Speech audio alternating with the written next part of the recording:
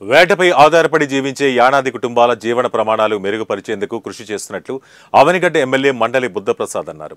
కృష్ణా జిల్లా Nagayalanka Srirama పాదక్షేత్రం food court వద్ద కోడూరు నాగాయలంక మండలాలకు చెందిన 80 నిరుపేద మత్స్యకార కుటుంబాల వారికి నాబార్డు ట్రైబల్ డెవలప్మెంట్ ఫండ్స్ ద్వారా ప్రజాప్రగతి సేవా సంస్థ అధ్యక్షులు పరుచూరి వెంకటేశ్వరరావు ఆధ్వర్యంలో 50 లక్షల విలువైన పడవలు, ఐస్ బాక్సులు, వేట సామాగ్రి అందజేశారు. ఈ కార్యక్రమంలో మత్స్యశాఖ అసిస్టెంట్ డైరెక్టర్ ప్రతిభ, యానాది సంఘం నాయకులు విజయబాబు, శ్రీనివాసరావు, మత్స్యకార నాయకుల లకణం నాగాంజనేయులు, కర్రి కృష్ణమూర్తి పాల్గొన్నారు.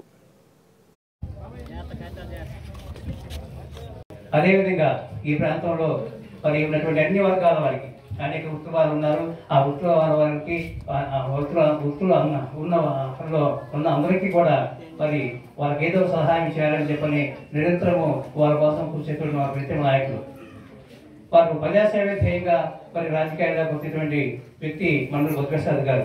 వారి దృష్టికి ఏదైనా సమస్య, ప్రజలకి సంబంధించిన సమస్య, వ్యక్తిగత సమస్యలు కాకుండా ప్రజలకి సంబంధించిన సమస్య ఏదైనా సరే దాన్ని తక్షణం పరిష్కరించేటువంటి మన బుద్ధప్రసాద్ గారి మనకి నాయకత్వంలో మనమంతా కూడా ఈ ప్రాంతంలో సర్వతోముఖాభివృద్ధికి చెందుతామని చెప్పని ఆశిస్తూ మండలి బుద్ధప్రసాద్ గారికి మరి నిరుపేదల యొక్క ప్రాధాన్యత యానాదులకు ఇచ్చామని చెప్తున్న విషయం మీరు గుర్తుంచుకోవాలని మాట్లాడుకోవాలి.